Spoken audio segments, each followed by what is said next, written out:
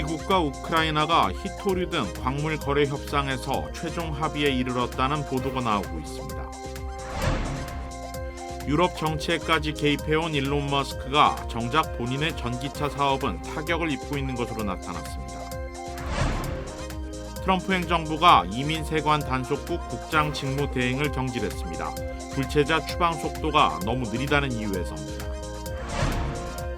트럼프 대통령은 오늘 $500만 내면 영주권을 주는 정책을 시행하겠다고 밝혔습니다. 베버리힐스 지역에서 자전거를 탄 10대 무리가 운전자를 집단 구타하는 영상이 공개돼 논란이 일고 있습니다.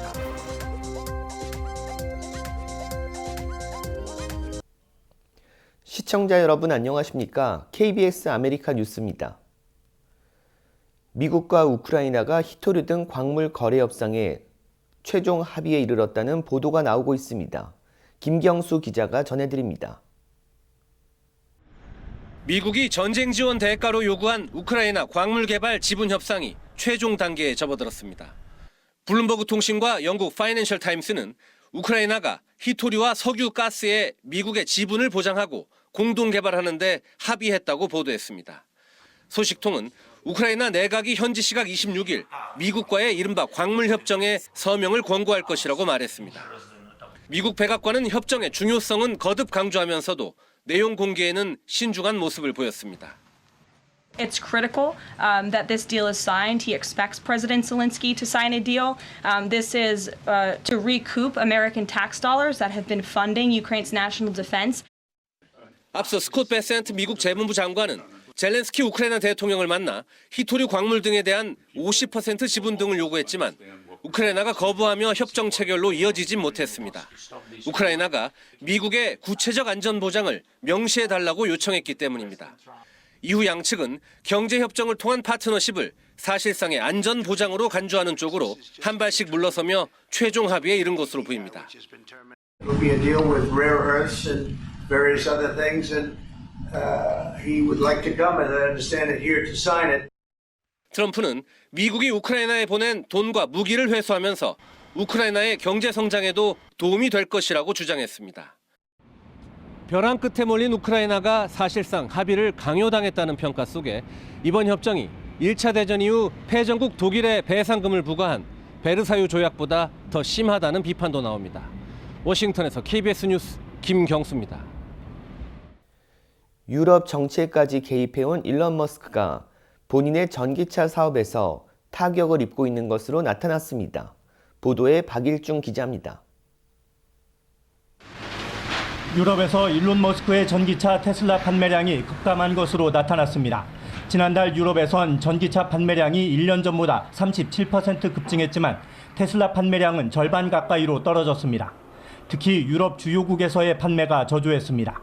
독일에선 2021년 7월 이후, 프랑스에선 2022년 8월 이후 최악의 성적을 기록했고 영국에선 중국의 비아디에도 밀렸습니다.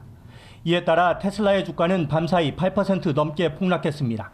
이런 판매량 하락은 머스크의 유럽 정치 개입에 대한 반감 때문인 것으로 분석됩니다. 머스크는 독일 총선을 앞두고 극우정당 AFD와의 대담을 자신의 소셜미디어로 생중계하는 등 극우정당을 공공연히 지지했고 영국 현 총리에 대해선 국가적 수치라고 비난한 바 있습니다. Ich sage ausdrücklich, in diesem Land darf man nicht einfach mit Beleidigung durch die Gegend gehen. Nicht in dieser Halle darf es jemand, nicht auf dem Marktplatz, nicht in irgendeinem Park und auch nicht in den sozialen Medien. 시장조사업체 유고보를 보면 독일과 영국에서 일론 머스크가 비호감이라는 답변이 모두 71%를 기록했습니다. 테슬라 주가 폭락에 소비자 신뢰도까지 낮아진 것으로 나타나면서 나스닥 지수가 1% 넘게 하락했습니다. 2021년 8월 이후 가장 큰 폭으로 떨어진 소비자 신뢰도가 성장에 대한 우려를 키운 겁니다. 금리 선물 시장에선 올해 두 차례 기준금리가 인하될 거라는 기대가 높아졌고 미 10년 만기 국채금리 등 시장금리가 낮아졌습니다. 가상자산인 비트코인은 한때 최고점보다 20% 넘게 떨어진 85,000달러 선에서 거래되기도 했습니다. 뉴욕에서 KBS 뉴스 박일중입니다. 트럼프 행정부가 이민세관 단속국 국장 직무대행을 경질했습니다. 불체자 추방 속도가 너무 느리다는 이유에서입니다. KBTV 전상희 기자가 보도합니다. 트럼프 행정부 고위 당국자들이 국토안보부 산하 불체자 단속 전담 기관인 이민세관 단속국 ICE에 불체자 체포 건수를 늘릴 것을 압박하고 있는 것으로 알려졌습니다. 트럼프 대통령은 앞서 1기 행정부에서 이민 정책을 담당했던 비텔로를 ICE 국장 대행으로 발탁했었습니다. 월스트리트저널에 따르면 정부 당국자는 ICE 지도부를 개편 중이며 곧 국장 직무대행을 발표할 예정입니다. 비텔로에 앞서 이달 초 다른 ICE 고위 공무원 2명도 해임됐습니다. 월스트리트저널은 한때 개별 지부의 하루 체포 목표치를 75건으로 제시하고 전국적으로는 하루 1,500건의 체포가 이루어져야 한다는 지시가 내려졌다며 하지만 체포 건수는 목표에 도달하지 못하고 있다고 밝혔습니다. 불체자 추방 인원도 전임 조 바이든 행정부 때보다 적은 상황입니다. 국토안보부는 전임 정부 시절에는 불법적으로 국경을 넘는 이민자가 너무 많았기 때문에 추방자 수도 높았던 것이라고 밝혔지만 사상 최대 추방 작전을 공언했던 트럼프 대통령은 기대에 미치지 못한 저조한 성과에 크게 불만인 것으로 전해졌습니다. 당국자들은 정부가 불체자 추방에 고삐를 쥐고 있어 앞으로 체포 및 추방 인원은 증가할 것으로 보고 있습니다.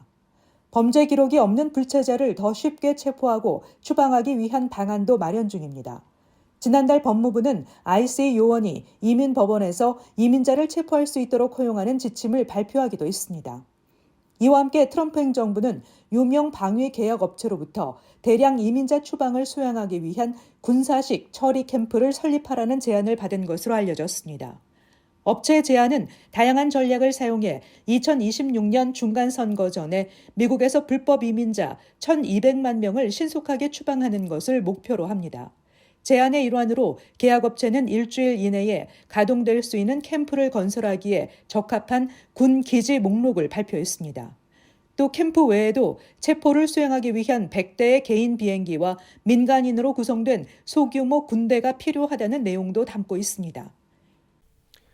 한인 여성이 음식점 앞에서 줄을 서 있는데 한 백인 여성이 다가와 트럼프가 약속한 대로 너가 추방되는 날이 왔으면 좋겠다는 폭언을 쏟아내 한인이 그 자리에서 피하는 사건이 발생했습니다.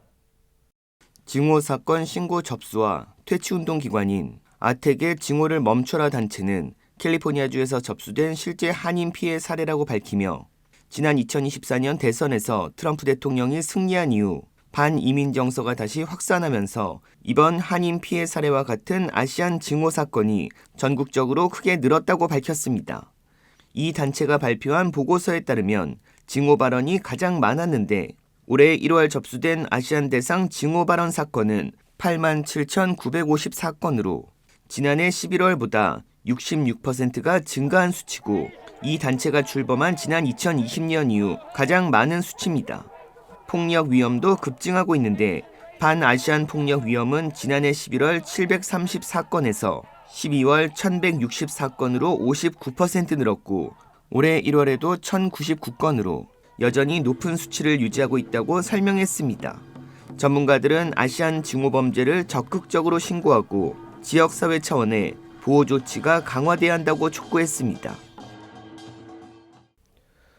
트럼프 대통령은 오늘 $500만 내면 영주권을 주는 정책을 시행하겠다고 밝혔습니다.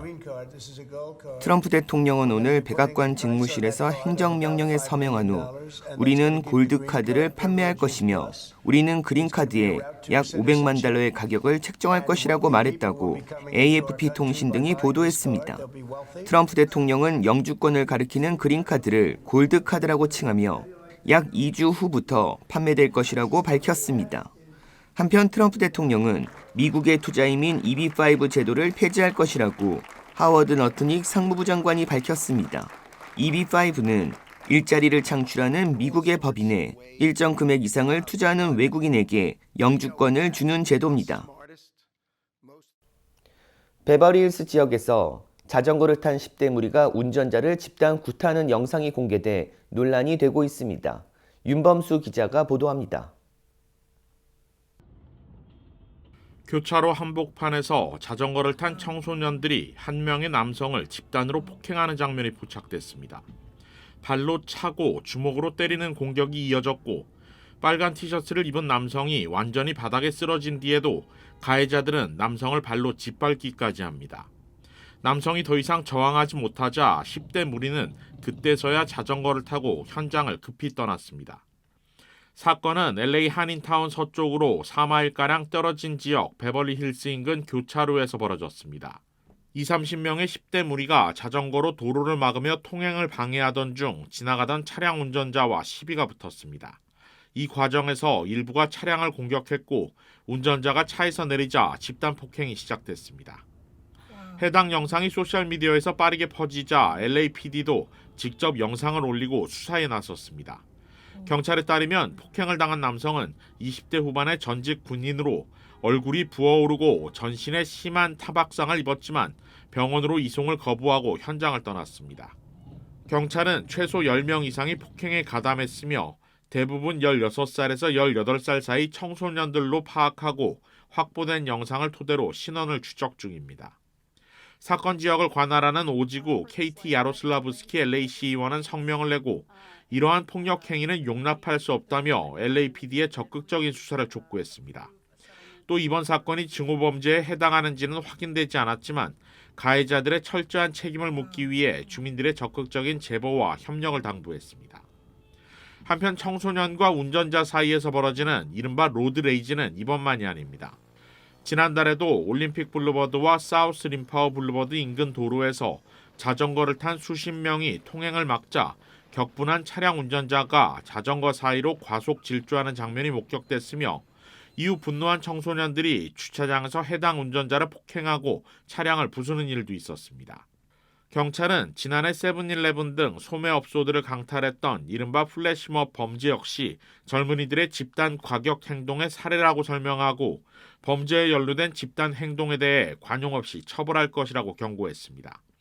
KBS 뉴스 윤범수입니다. LA 국제공항 힐튼 호텔 앞에서 무장강도 사건이 발생해 경찰이 조사에 나섰습니다. LA 경찰국은 어젯밤 9시쯤 5711일 센트럴 블루버드 힐튼 호텔 밖에서 무장한 남성 2명이 피해자의 금품을 강탈해 도주했다고 밝혔습니다. 용의자들은 피해자에게서 짐가방을 훔쳐 회색 벤츠 차량을 타고 센츄리 블루버드 서쪽으로 달아났다고 경찰은 설명했습니다. 경찰은 도주한 용의자 체포를 위해 조사를 확대하고 있습니다. 2월 미 소비자 신뢰지수가 3년 6개월 만에 최대 하락폭을 기록했습니다. KBTV 기련민 기자가 보도합니다.